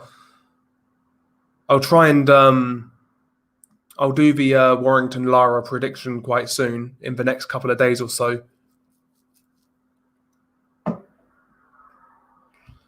Tony Yoka has always struck me as a beanpole and not a naturally thick-set heavyweight. I think he doesn't have much heart either. He was gut checked in the amateurs and amateurs and folded a few times. Yeah, he's got that fragile vibe about him, Anthony. He's got that fragile vibe about him. There's no doubt about it. And like you said, he's been hurt in the amateurs. He's been stopped, and I know that doesn't necessarily always mean it's going to happen again. But I just look at the guy, man, and he doesn't look convincing in certain circumstances, like the fight with Christian Hammer. Christian Hammer, he's not a great pressure fighter. He's just kind of awkward. He's kind of rough and ready, and he was kind of making Yoka look a little bit uncomfortable, and that's definitely worrying. It's definitely worrying. Like, we joke about Luis Ortiz sometimes, but Luis Ortiz did a much better job against Christian Hammer than Tony Yoka, in my opinion. He did a much better job. I know Christian can look after himself, but still.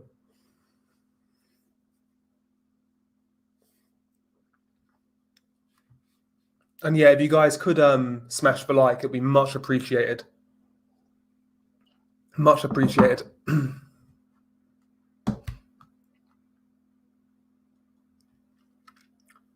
I might do a watch along for the Warrington Lara fight. I think that'll be good fun. I had a real good time actually on the last watch along. We had Unrivaled on for the Joshua Buatsi fight. I really enjoyed that, so I might do a watch along for the Warrington card. Maybe.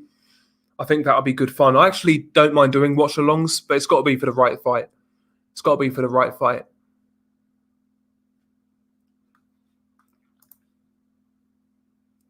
Wilder has the same kind of build as Yoka, but maybe smaller. Yeah, kind of. Yeah, he does actually. Yeah, kind of slender but athletic, tall, sort of lanky guys, athletic. Yeah.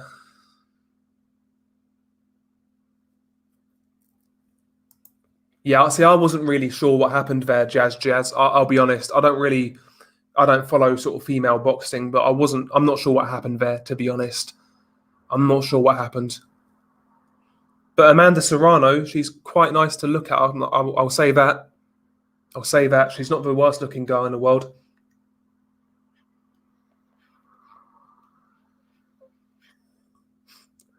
I certainly wouldn't kick her out of bed. Yeah, watch alongs are quite fun. They are quite fun. You've really got to have somebody with you, though, to be honest. But they are quite fun.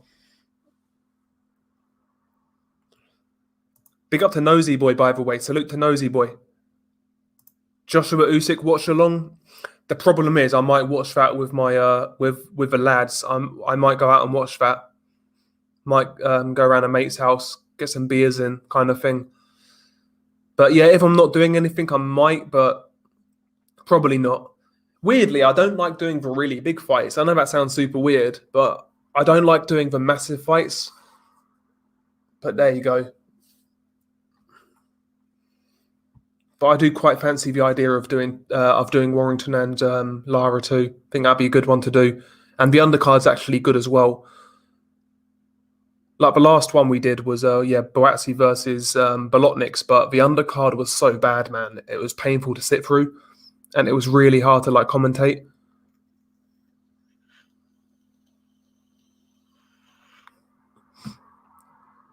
Yeah, it's only a $5 each, Cougs.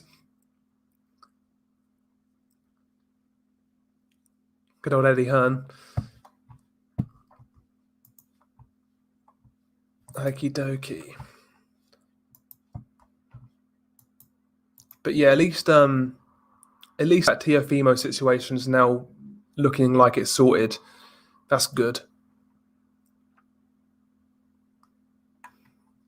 Is there anything else on boxing Twitter that I need to discuss?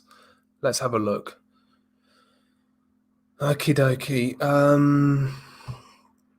Doesn't look like there's any breaking news. I've just seen someone's fat ass on my fucking Twitter feed.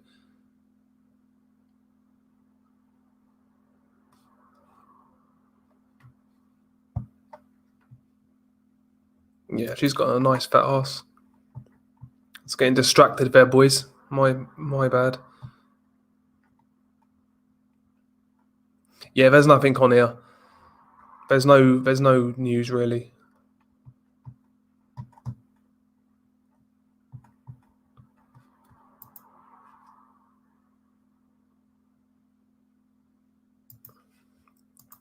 Though you should have been there when Anthony basically did a watch along. It was the McGregor Poirier third fight. Oh, was it good? Was it lit? Apology.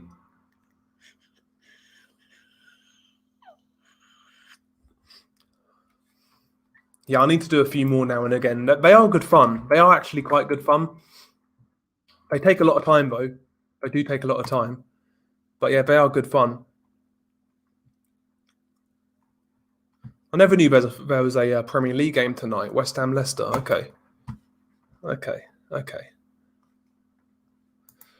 I'm not sure, Nosy Boy. I was debating this earlier. I'm really on the fence right now. I'll make my prediction nearer the time, but I'm on the fence, to tell you the truth. I'm on the fence.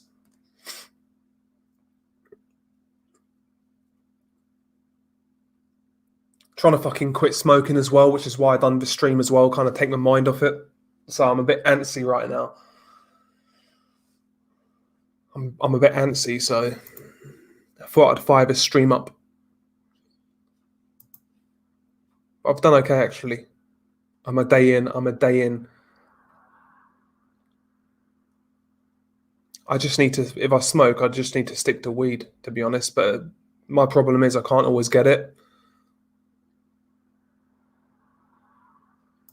Chelsea. I think Chelsea are going to win it. I think Lukaku Lukaku's gonna fucking run riot this season. I said when we got rid of him a couple of years ago, I thought it was a mistake then getting rid of Lukaku, but he's gonna come back and haunt us this season. I guarantee you, he's gonna come back and haunt us. But I think Chelsea are going to win it this season. I think they look very good. They look really good, and now they've got a good finisher instead of Werner. I think they're going to do really well. Chelsea, I'd back Chelsea. Just some fucking like strawberry e-liquid, whatever the fuck it's called. I don't really vape much, so I'm not a vaping guy.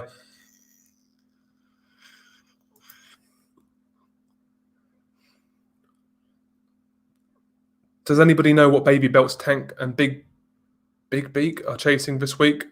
No idea, bro. No idea. I don't know who the fuck Big Beak is. Who the fuck's that? Who the fuck's Big Beak? Never heard of him. Fucking hell.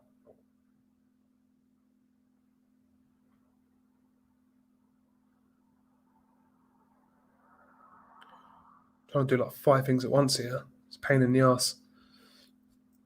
No, I don't really follow Scottish football. Occasionally I'll watch the Old Firm, though. I might watch it this weekend. I do occasionally watch that game. I'm more of a Rangers man, Alex. I prefer Rangers to Celtic. Yeah, it's got to be Leonard Ellaby. It makes sense now. It makes sense. Again, bro, I'm so fucking tired. That should have registered. That should have registered. But yeah, Tank Davis has the lightweight WBA belt, regular belt. He's got the 140 regular, and he's got the 130 regular. Best trash talker, yeah. This is a good one. Best trash talker in boxing has to be the now retired Rolly Romero. His trash talk was so good, he's decided to retire off the back of it, rather than being punched in the head too many times. Do you know what? Rolly Romero, as a fighter, let's be honest, is pretty poor, right? But I find that guy fucking hilarious. Honestly, I find him... I don't know, I just find his act endearing for some reason. I just find him super fucking funny. That grin on his face, you know, he's got that like almost like a vacant look on his face when he talks shit and he's like staring. Rolly makes me laugh, man. Rolly does make me laugh. I can't lie. He is kind of funny, Rolly Romero. And it's for voice as well. He's talking all this shit and he's got this like nasally sort of high-pitched voice. Just fucking hilarious, man. It's hilarious. Okay, yeah, that was it. Yeah, the WBA are making Tank vacate 2 of the belts, yeah. They're making him decide on who he fights next. So from what I understand, it was Colbert, it was Chris Colbert, Teofimo, or Josh Taylor, right? There is options, I understand. Rolly Romero looks and sounds like a goblin. Listen, man, there's going to be no Rolly Romero slander in this chat. Listen, man, Rolly's a funny guy, man. He's a funny dude. He's a funny dude. He'll be a good laugh, man. Get a few drinks down him. That guy'll be fucking hilarious.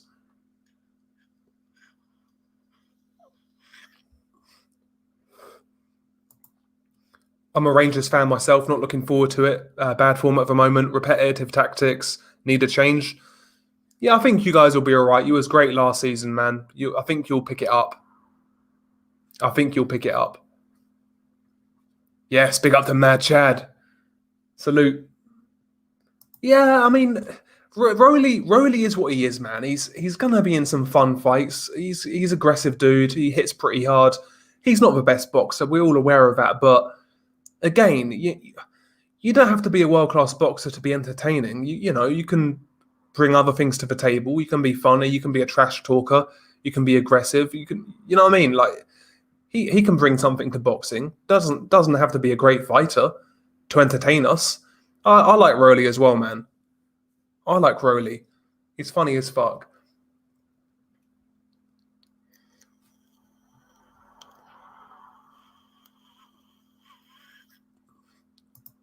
Yeah.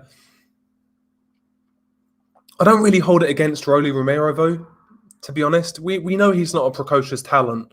I find it a lot more offensive when it's the likes of Ryan Garcia or Devin Haney or Teofimo Tank Davis. I find it worse when they do that sort of thing because we expect certain levels from those guys. I don't really expect much with Rowley, so he's got a bit of a free pass on my side. He can say what he wants. The vacant look Rowley has on his face is from the sheer concentration it takes to maintain such high levels of shit talk, which alone is a skill that should be appreciated. He should go into comedy. Yeah, I like Rowley, man. Big up to Timmy Nealon, by the way. Rowley's coming out of retirement for the third time in the last month. More comebacks than a fucking Beyblade, than a fucking what am I saying? More comebacks than a fucking. I'm yo-yo. That's it. I'm fucking all over the place, boys. I'm knackered. Do you think Buatsi could beat Bivol? Right now, I would favour Dimitri Bivol, Andre, but I don't think it's the mismatch some people make it out to be. I think Buatsi would be competitive. I think Buatsi makes him work hard, but right now, I think Bivol's a bit too seasoned. Nah, the guy he's fighting is a scrub. Tommy Fury's not great at all, but nah, he's there to look good, in my opinion. And the guy he's fighting as well is basically a middleweight, from what I understand, who's 0-1. And Tommy's a big kid. So nah, I don't think so. Not this fight. Not this fight.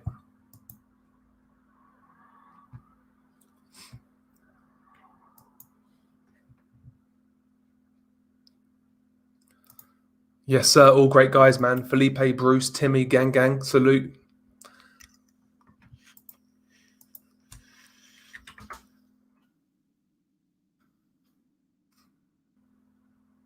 And yeah, speaking of Joe Joyce earlier, Joe Joyce has signed a promotional extension with Frank Warren.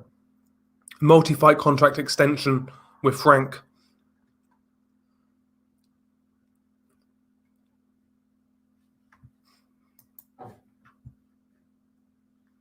Tommy's first L is going to come at the hands of Jake Paul. It'll be it'll be a step up, believe it or not, for Jake Paul, in comparison to who he's beat so far. Rolly Romero is a poor man's version of Prince Patel. I think he's a rich man's version of Prince Patel. Wizard Sleeve. I find Prince Patel funny, but I actually think Rolly's a better fighter, believe it or not. Like pound for pound, he's a better fighter than Prince Patel. Like Prince Patel is pretty bad. He really isn't great at all.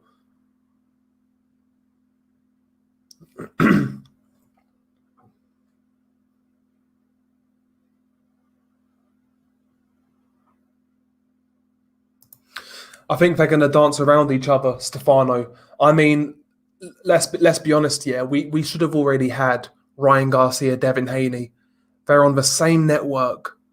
One was the interim champion, one was a full champion, and these guys couldn't get in the ring together. And that's Ryan Garcia's fault. I'm not blaming Devin Haney, but the fact these guys were on the same network and still couldn't fight isn't a good sign. So let alone are we going to get Devin Haney versus Teofimo or Ryan versus Tank. I can't see these fights happening, to tell you the truth. We'll be lucky to get Ryan versus Devin. If we get that, I'll be fucking thrilled. But I'm not convinced. I'm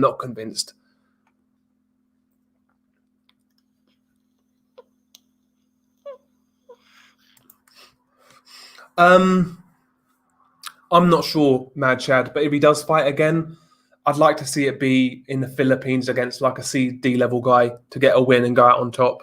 If he does fight again, I'd like to see it be in the Philippines, maybe against like a Robert Guerrero type. Yeah, Haney Garcia, yeah, not going to happen. Yeah, Prince Patel fought Journeyman when Warren was promoting him and he was struggling and then goes to Hungary and starts fighting bin men. Exactly, yeah. Yeah, Prince Nazim is looking like, yeah, he's looking like a balloon, Felipe. He's huge these days. Yeah, me and my missus find Prince Patel absolutely comedy gold. He's like a parody character. His IFL interviews are a great watch while smoking a joint. Yeah, he is funny, man, Prince Patel.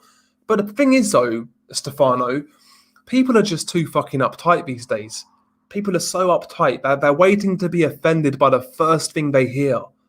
Do you know what I mean? And he kind of got blackballed. He's a shit fighter, let's be honest, but he's funny as fuck, Prince Patel. He's funny as fuck, man, but people are so soft these days, and so they live in a state of just constantly being offended. You say boo to a goose, you get cancelled. It's ridiculous. Absolutely ridiculous. Good question. So, providing Terence Crawford fights Sean Porter, the WBO title is going to be out of bounds for a while. So if I was Golden Boy, I mean, I would feed Rashidi Ellis to Virgil Ortiz. Rashidi Ellis is a quick boxer, bit of a mover, unbeaten prospect himself. I would go Rashidi Ellis. I think Virgil should beat him quite handily, but it's another style for Ortiz to contend with. Another good learning fight. I would say Rashidi Ellis. Maybe even someone like Ray Robinson. But I would say Rashidi Ellis.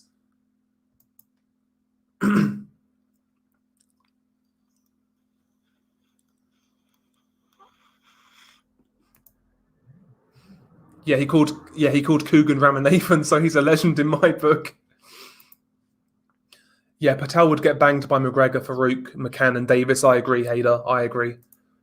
Prince Patel would be a great sell on an undercard for a big promoter, but they are too woke, PC, and sensitive. Choose your word to see it. Yes, pathetic. Exactly. It is pathetic. It is pathetic, man. Like, you can't have fun these days. You can't have a bit of banter. You can't have a laugh. People take everything super serious. Like, if you can't tell that guy's doing like a WWE act, then I'm not sure what to tell you.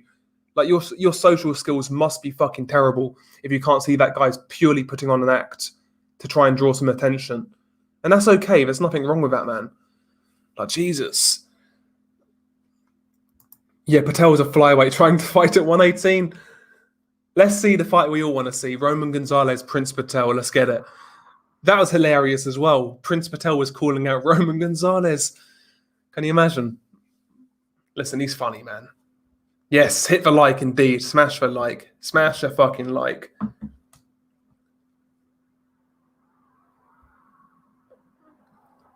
Oh, yeah. Prince Patel does suck. There's no doubt about it. He does suck. But listen, man, he's funny, man. It is what it is. It is what it is. Yep, closed mouths don't get fed. In the featherweight division, exactly. Exactly. Sometimes you got to do what you got to do. But weirdly, though, have you noticed this? Yeah, these same people, yeah, who get fucking upset by the likes of Prince Patel, saying they're too arrogant, they're too obnoxious, they're too rude, blah blah blah. These same people will then turn around and say, "Oh, Joe Joyce is boring. He doesn't talk." Like, what do you want? Do you want a quiet, humble guy, or do you want a trash talker? What the fuck do you want? Like, there's always going to be somebody complaining about something. Loose lips sink ships. I've never heard that one. Yeah. Do you remember when he said he wanted to end the Roman Empire? My God, imagine what Roman would have done. Yeah, he would have fucked him up. 100% agree, Del. A lot of people take things way too serious with the likes of Prince Patel.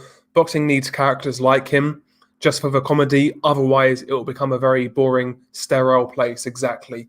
Like, we've seen PC culture really infiltrate boxing in the last, 4 or 5 years in particular. And like you say, it's becoming sterile boxing. It's becoming rather sterile. Like, can you imagine these days, if Ricardo Mayorga came along in 2021, that guy wouldn't last. He wouldn't last. Ricardo Mayorga would need PR training and fucking... He wouldn't last. He would get cancelled. Ricardo Mayorga. Guarantee you. Like, sanctioning bodies would fucking strip him for being vulgar and, discriminatory and whatnot.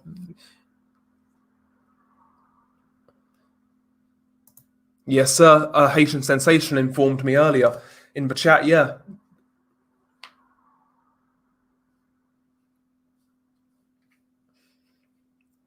Yeah, Prince Patel admitted he loves WWE, and it's obvious he's trying to act, but he's funny. Exactly, bro.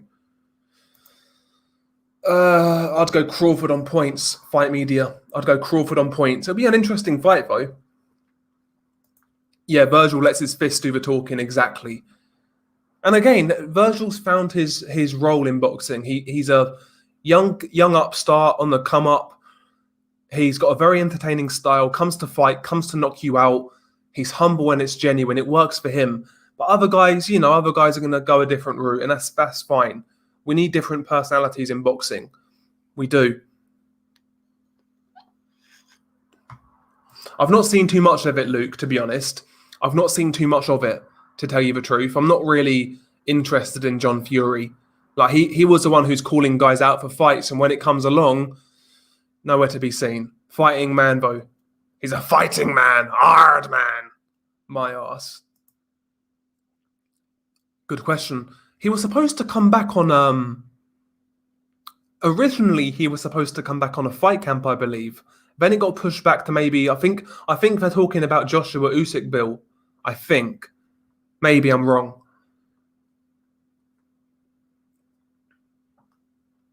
Yep, the trash talk was mainly why Mike Tyson was loved. Same with Mayorga. People love a bit of trash talk. Exactly, man. But again, it's like anything. It's got to be done well. Like, not everybody can do it.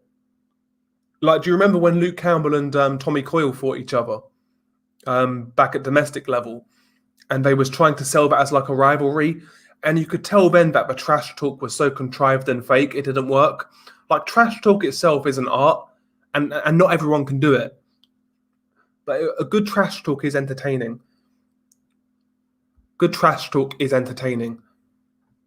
And there's no real science to it. Like Adrian Broner, for example, he is what he is. He is that guy who he portrays, but I just don't find his trash talk all that funny or entertaining. It's just not for me. But someone like Rowley, who, again, doesn't really make much sense. He's not all that intelligent, but for whatever reason, it works. Just the delivery, how he speaks, his demeanor, it just kind of works for me. There's no set science to it. I would lean to... I'm not sure, fight media. I'm not sure. I'm going to sit on the fence. Until that fight got made, I'm not going to say. Yeah, torn or detached retina, bull. Spence has slight brain damage, which is being hidden. Slight but something. You don't dive headfirst out of speeding cars for free. He's finished. Yeah, that's another thing, Wizard Sleeve. Firstly, they were saying it was a torn retina, like a retina tear. And then afterwards, they were saying it's a detached retina. So what is it? I don't even know what it is now. Because detached is a lot worse, obviously. And that is serious if it's detached. But yeah, you're right, though, regardless. If that injury is real, Spence right now, man, he's been inactive, coming off a fucking car crash, now an eye injury. Bro, that is significantly going to hinder his development as a fighter. I don't care what anyone says. It has to. And he doesn't live a life outside the ring either. So Spence isn't going to be around for long. So if you like Errol Spence, enjoy him while he's here. Because he's not going to be around for long. He's not going to be a guy who is at the top level, in my opinion, in his mid-30s kind of thing, like 35, 36. I don't think he's going to be around that long, to be honest. Not at the elite level. In fact, we might have already seen the best of Errol Spence. Like, there was a time when I was picking Errol Spence to beat Terence Crawford. You guys know that. But right now, I can't pick Errol Spence to beat Terence Crawford. With everything that's gone on, I need to see Errol fight again before I go to that pick Spence in that fight.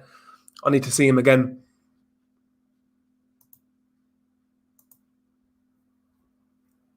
What happens to Felix Verdejo now? He's still with Top Rank. Wait until the law concludes its investigation, I guess. We'll see. He could be a prison fighter soon, fighting in the canteen for the last fucking Twinkie or something. I don't know. We'll see.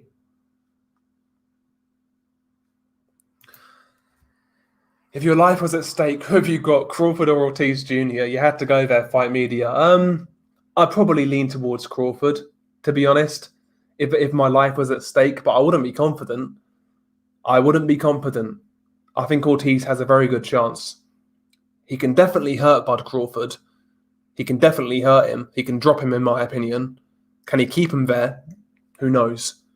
Yeah, I think he's got a good chance, Andre. I do. I think he's got a good chance.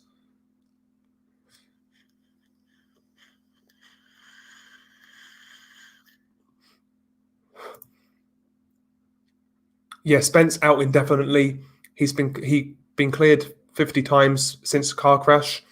Most boxers live like Keith Richards outside the ring. Yeah.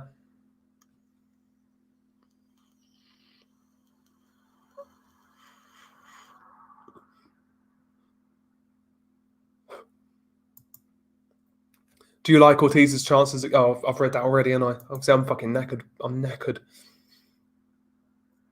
Yeah, can't get Galassi to quit in between rounds with his bad eye. Can't get dropped early, but shows heart to win. You're talking about Khan Brook. Maybe you're right, bro. Again, that's another fight that's going to happen way too late if it happens. If that fight does happen now, I'll stream it. I won't pay for it. But yeah, that fight to me is hard to call at this point in time.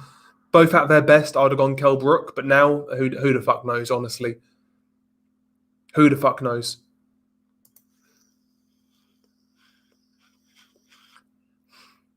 Yeah, Anthony Ogogo had a detached retina. He hasn't been seen in a ring since. Yeah, exactly. That was a bad injury as well. He had so many surgeries to try and get that sorted as well, until he had no other option basically other than retire. But to be fair though, he's now wrestling. He's wrestling in some company in America, Anthony Ogogo. So he's doing well for himself. Fair play.